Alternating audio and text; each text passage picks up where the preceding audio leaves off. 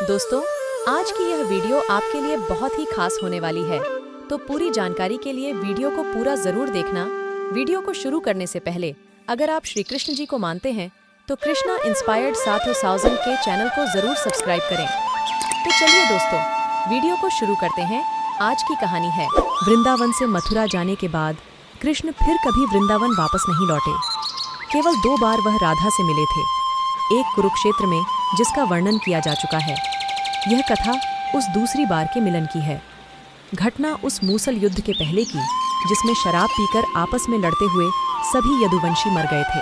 प्रभास क्षेत्र यादवों का एक बहुत पवित्र स्थल था।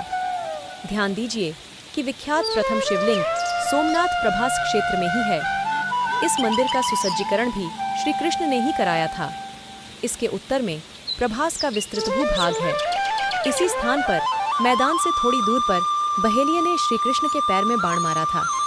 यहाँ हर वर्ष एक पूजा समारोह होता था, जिसमें यादव गणतंत्र के सभी लोग आबाल वृद्ध भाग लेते थे। गोलोक जाने के पहले एक बार श्री कृष्ण ने समस्त ब्रजवासियों को प्रभास तीर्थ में मिलने के लिए बुलाया था। वृंदावन से जाने के बाद राधा कृष्ण की यही दूसरी और अंतिम भेंट थी। रुक्मिणी भी आई थी। इस पर सूरदास जी ने एक बहुत भावपूर्ण पद लिखा है। रुक्मिणी राधा ऐसो भेंटी बहुत दिनन की बिछुरी, जिसे एक बाप की बेटी। इसका बाद राधा कृष्ण का आमना सामना हुआ। मिलते ही राधा ने कहो, कृष्ण कैसे हो? कृष्ण हतप्रभ रह गए। अचकचाते हुए कहा, क्या कहती हो राधा? मैं तुम्हारे लिए कृष्ण कब से हो गया? मैं तो अब भी तुम्हारे लिए कान्हा ही हूँ। राधा ने कहा, नहीं कृष्ण, अब तुम कान्हा नहीं रहे, बहुत बदल गए हो। क्या बदलाव आ गया है मुझ में? राधा, कोई एक हो तब न बताऊं। अगर तुम श्याम होते तो सुदामा के पास तुम जाते। सुदामा को तुम्हारे पास नहीं आना पड़ता। तुम वनमाली थे, तुम्हारे गले में वनमाला शोभती थी।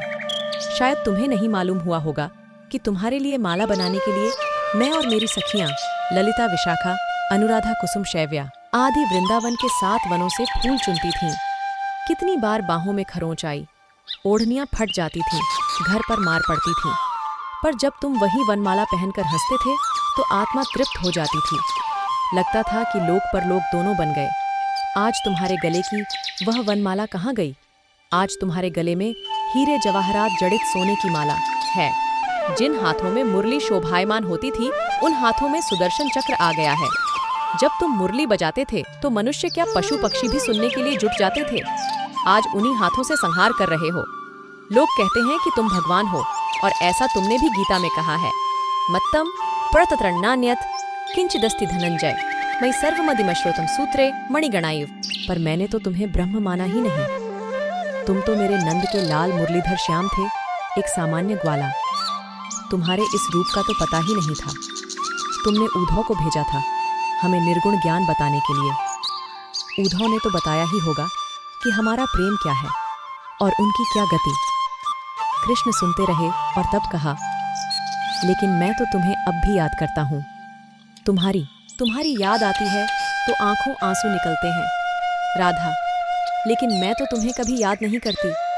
याद तो उसको किया जाता है जो कहीं दूर चला गया हो। तुम तो कभी मेरे हृदय से गए ही कहाँ थे जो याद करना पड़ता। रही मेरे न रोने की बात तो कान्हा, मैं इसलिए नहीं रोई कि मेरी आंखों में बसे हुए तुम कहीं आंसुओं के साथ निकल न जाओ। भक्त का भाव देखकर भगवान विह्वल हो गए। बोले, राधा, तुम जीती, मैं हारा। राधा, याद रखना कृष्ण, मेरे बिना अधूरे रहोगे। संसार में जहां भी तुम्हारी पूजा होगी मैं साथ रहूंगी। एक को छोड़कर, जगन्नाथ जी, कोई ऐसा मंदिर नहीं होगा जहां मैं तुम्हारे साथ नहीं होंगी। हमेशा तुम्हारे नाम के पहले मेरा नाम लिया जाएगा। ठीक उसी प्रकार जैसे पूर्व में प्रभु श्री राम के पहले माँ सीता का नाम आया, भगवान श्री कृष्ण ने एवमस्तु कहा और एक अंतिम बात कही कि राधा, अब इस जीवन में मेरी तुम्हारी भेंट नहीं होगी, पर मैं तुम्हें कुछ देना चाहता हूँ। जो भी इच्छा हो मांग लो। राधा ने कहा, कन्हैया, मुझे तो सब कुछ मिल चुका है और कुछ नहीं चाहिए। मेरा तुम्हारा प्यार अमर रहे। जब तक इस धराधाम पर एक भी प्राणी जीवित रहे, मुझे तुम्हारे साथ याद करता रहे। परंतु कहते ही हो तो एक बार वही मुरली की तान एक बार और सुना दो। भगवान भक्त की इस इच्छा को टाल न सके, जबकि सर्वज्ञ सर्वशक्तिमान कृष्ण इसके भयावह परिणाम को जानते थे। फिर भी उन्होंने बहुत दिनों से संजोकर रखी हुई बांसुरी निकाली और एक अद्भुत अविस्मरणीय तान छेड़ दिया। सारा संसार तरंगित हो उठा।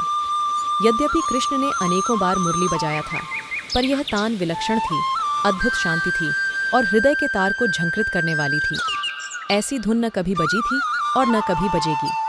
आपको यह कहानी कैसी लगी? अगर अच्छी लगी तो प्लीज़ हमारे चैनल को सब्सक्राइब, लाइक, कमेंट, शेयर दोस्तों के साथ ज़रूर करें। Thank you this for watching video.